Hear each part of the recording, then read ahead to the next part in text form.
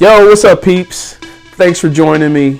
Really appreciate you clicking on the link. Appreciate your time. My name is Damon Warren, and if it's your first time here, this is where I share my experiences. So, what am I going to be doing today? I'm going to be talking about this right here. And what is this? This is Osmo Action. Yeah, so the Osmo Action. What you're like, what is an Osmo Action? Or you might have an idea what an Osmo Action is. Osmo Action is an action camera made by DJI. They're known for making phones. And a lot of people have been asking me, what camera do I use when I'm shooting my YouTube videos? And the majority of the time, I'm using this. I'm using this Osmo Action.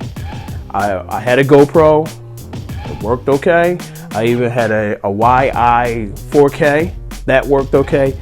But this one has a features that really made me say, this is going to be the one I'm going to shoot with. And I've been using it since about the beginning of the summer of 2019. So I'll share my views on it. And this isn't going to be a whole bunch of specs and everything. This is just going to be my straight up why I like it and what I use it for. It's able to shoot at 4K 60. So 4K 60 just gives a really nice view. That was the first thing, because I wanted to do 4K. I like the way that 60 frames per second looks. So I wanted that, especially shooting outside in the summertime. Okay, so it does that. The next thing, I wanted something that was going to be waterproof and able to withstand whatever adventure I was going to go on. This is waterproof. This is actually waterproof to about 11 meters, which works out to about 36 feet. So this is able to go underwater 36 feet, self-contained. One of the cameras, the YI that I had to go into a case, and then you could take it in the water. This, no case is needed. It's actually completely sealed, so it's all contained within. And one of the ways they do that is with this battery. So normally the battery for devices like this, battery comes and there's like a little clip or something that seals it. The battery is actually part of the seal. So when you put the battery in there, that completes the seal. And you see this orange piece right here? So when the battery goes in, it won't let you put it in backwards, but when it goes in, you'll hear a click, and then there's a couple switches. And if you see orange there, that means it's not ready to be submerged. But if you don't see any orange, you're airtight and ready to go. So that was the next one. Next one of the things I really liked about this is that it allows me to use this just like a camera. That I have full control over all the settings. And that's one of the things I really liked about the other cameras is, especially the YI, I like doing time lapses. You might see in some of the videos where the light streaks are going by or people are moving with a hyperlapse and moving through a crowd and it looks like fast. Well, that's how you're able to do it. And that's by changing the times in between the camera taking pictures and how long it takes the picture for. So those are a lot of settings that I wanted to have in a portable camera. And this does it. Very nice. Okay, one of the other things is that when you're shooting outside in the sun, just like with your eyes, you need sunglasses. I wear sunglasses, and this allows you to get sunglasses for the camera. So the lens actually just unscrews right there, and then you can buy these third party or from different companies. They have the lenses. This one's by Ulanzi. Came highly suggested. I'm very happy with it. And it's just like a lens, but it's not one that like clips on or anything. This actually screws on there, keeping the integrity of the camera being waterproof. So you can put that on there. It's also good for doing different things. These come in different adjustments that you can get, and there's a lot of companies that are making them for the Osmo Action. So that's another part of the versatility of this action camera, is the versatility of the lens. Okay. Now, one of the other things is, one of the problems I was running into was I grab the camera, I pull it out, then I gotta have to figure out how I'm gonna set it up. Like, what am I doing? How am I? This has a very fast, grab it out of the pocket. That's your record button. I press that record button, and probably in about 3 seconds, the picture comes up. So push it, 1, 2, 3, and I'm recording. There's my recording right there. Fast, out of the pocket. So here we go. We turn it off. Turns off. Okay. Push, and bam. It's on. It's recording there. I see the light, and then on the front, I see a light also. So now I know I'm recording. Now, one of the other things I like about this, then this is really makes this really special, is if you press the button on the side, the QS button, press and hold it. This camera has, if you press the QS button on the side, a forward-facing screen right there. That makes it great for vlogging. So if I want to record myself, I not only am in recording, but I can see what the picture will look like. So I can frame myself up, so I'm no longer guessing what it's going to look like. So that's something very special with this also. It also has image stabilization, what they call Rocksteady. And with the Rocksteady, it allows, when I'm vlogging or walking like this or recording something, it keeps the picture steady. So the picture's not jumping around. It keeps it very nice and steady. Hence the name Rocksteady, I guess. Yeah. So that's the Rocksteady on this. The interface is Android, iPhones. So right there, I got the connect. I hit the connect button. A couple seconds. It's on the phone. All right. So now, if I'm recording myself, I put the camera over there, and I've got it on my phone. Can frame it up, do all my settings. How am I going to record? What kind of recording am I going to do? And I can initiate the recording. So I've actually done some things where I put it like up on a wall and started recording, and I was able to use that to frame it wirelessly. Nothing else needed. And I see what kind of picture I'm going to get with it. And that's the phone app. And this is the new phone app. It's the Mimo app. So the DJI Mimo app. And it also allows me to go back and view what I've just recorded. And that's right off the camera. I can look at the different things I've recorded, and that will stream right off the camera. So that's versatility. And you're saying, well, what if I don't have my phone nearby when I want to take a look at the settings and everything? You don't need to have your phone. You can actually use the back of the camera. It's a very simple interface. I'll go over a little bit of that real quick. So the interface for the camera, if you swipe from the right to the left, this gives you your video settings, your camera settings. There's an auto where it takes care of everything, or full manual, as I was saying. I go into full manual, I have control over the ISO. ISO is basically the quality of the picture or the video, how much grain it shows up in it, okay? The shutter speed, that's how fast it's taking the picture. So with video, you want your video shutter speed to be double your frame rate is. So if I'm shooting a frame rate of 60 frames per second, I need my shutter speed to be at 120. So it's 1/120. I dial that in, and then I know what I need to do, or what kind of adjustments I need to do in order to get that picture the right way. Okay. And you tap on the bottom here. There's your white balance. You can set the white balance. There's auto, underwater, and then there's a custom color. This is, you have normal, and then you have what's called decenter-like.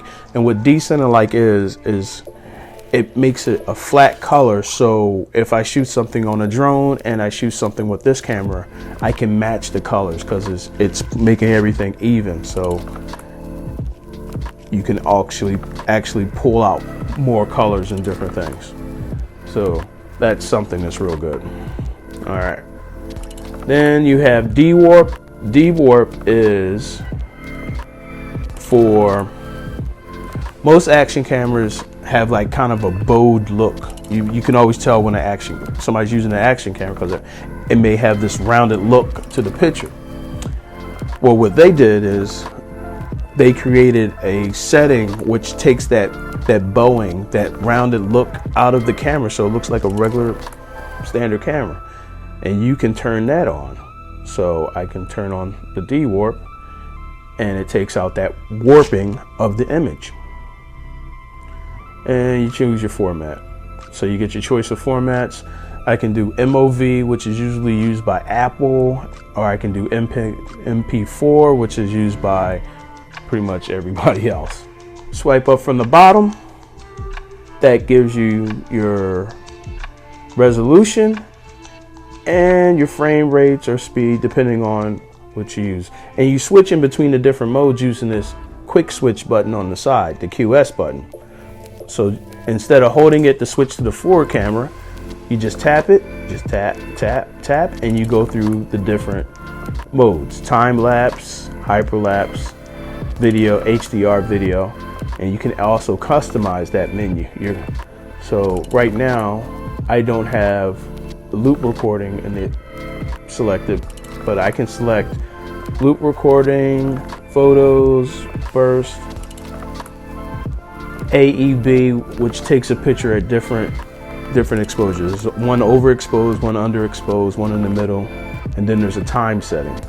So you can take those out or leave them in, so then that way when you're hitting the QS button, those are all right there. So you can use them. All right.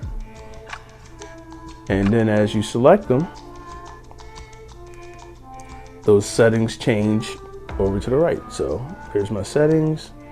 I can go on and customize it, get this set up for video. That makes it great. Now, if I pull over from the left to the right, this is my playback screen. Allows me to play back right on the unit, and there's actually a little speaker here. And you just drag down. You can set the brightness. You can go through the video. If you press this checkerboard at the top, you can see all the videos, like little thumbnails or all the different videos that are on here. Select them, erase them if you want, and that's there. Now if you swipe down from the top, these are your other settings. So this is your COG. This allows you to set, this has voice control. So if I turn on the voice control, if I have it sitting away from me or I'm out here and I can't reach the button, I can turn on the voice control and just say start recording. I can say take a picture. I can say switch screen, which will turn on the front screen. So there's a couple different options, and you have the ability to turn it on or off. So that's good. Snapshot allows you to, so the way I use Snapshot, if I'm going to a place and when I first get there, I do my settings, check my settings if it's at night, during the day, and then I will select latest settings, and it will remember those settings. So every time I pull it out and hit that record button, it knows exactly what settings I'm using. Or if I just have it on a regular day, I can have it set to just go into video mode. Or if I know every time I pull it out, I want to take a picture, and that's what snapshots are. It's basically is like when you hit that record button, what mode do you want to be in at that point? And you can change this on the fly. It's really cool. Quick switch, that is the button on the side. This is just another way to get to that same menu. And that's the quick switch button on the side here. All right, wireless connection, because this is using Wi-Fi, you can change the name of the Wi-Fi or the actual unit and what the password is. There's a wind noise reduction. I've been quite happy with the sound off of this. There is an adapter that you can hook up to it. I haven't used the adapter yet. I haven't bought it, so I haven't used it, so there you go. Some people like it, some people don't. I can't tell you, but there is that option. Sounds, you can turn them on, off, or different levels, and that's when you go to hit the recorder and make a beep noise, when you stop it and make a beep noise, all those different things. I turn it off because it becomes distracting to me. And then you can set your display, your LED light, which is this light here, lets me know it's on but not recording. I tap the button, goes red, I'm recording. So I don't have to worry about what mode am I in. Am I recording or not recording? Is it on or is it not on? Green is on, red's record, I'm ready to rock. All right, so those are those settings. And also from the top, I have the quick settings. There's my voice control on or off. This is my spot metering. I can turn that on or off, and I can set my spot. This is for the auto flip, so it will automatically orientate to whatever way I spin it. So if I have to mount it somewhere, I want it to sit like this, but I want the picture to look right, I can do that.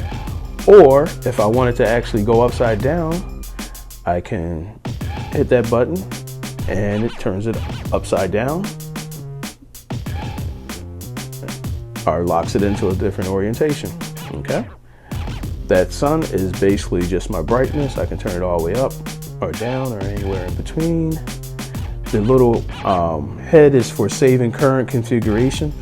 So once again, I go to an event, I might set up maybe 2 different configurations, and I can store those in there right on the fly. I can say, okay, there's my configuration 1, and then I go same event, but I'm going to a different thing or a different part of the venue or someplace. I can create a different one.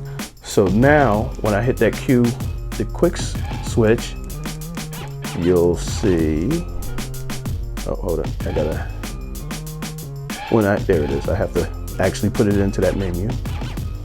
So now in the quick switch, there it is. And the thing that makes the quick switch, so I could take out all these other ones, and I might just want to do a video and maybe a quick photo. Sometimes I'll do a photo just to capture that moment. So now when I hit my quick switch, I've only got 2 options. Saves time. So I don't have to go click, click, click, click, click, click, click. I just go click, click. Am I taking a picture or am I taking a video? I'm already set for video. I'm already set for picture. All right. And that's what that does. And they're easy enough just to, you go to it, you hit it, and it's erased. And I can start all over again. Delete, and it's gone. So very versatile. If I want to lock the screen, so the screen, I don't want anybody to touch the screen and mess up my shot if I'm doing a time lapse. You can lock the screen, and it's easy. Once you lock the screen, you just make it so you have to actually pull up intentionally to unlock the screen. And that's pretty much it. I really like this camera.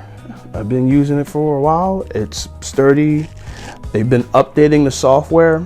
At first, there was a really big lag on the front screen. They've been able to reduce that. It doesn't really overheat. There's a vent right here, which pulls in air, so it keeps it nice. And this is nice and sturdy. It doesn't feel like it's gonna just like break. It feels like a good, sturdy action camera. Oh yeah, and here we go. On the side, that's the door. That door actually comes off. I can show you how the door comes right off, right? And that's your SD card. It's USB-C, which is kind of like the standard now. So charges USB-C, and it's just the micro card. So if you're doing something, I don't know, time lapse. You're doing a time lapse for a long time, and you know you're gonna like the battery's not gonna last. You're doing like a night one or something. Take the door off. You plug in your cable. And then you plug the other end into like a portable charger, and you can run it all night. You know, run it all night, and it runs great. So that's the Osmo Action. If you have any questions, please hit me up in the comments. If you found this useful, or you know, hit the like button. And if you want more content, hey, please subscribe. I'm going to be showing some more of my equipment. Well, thanks for your time. And remember, take care of each other. Peace out, and I'll see y'all soon.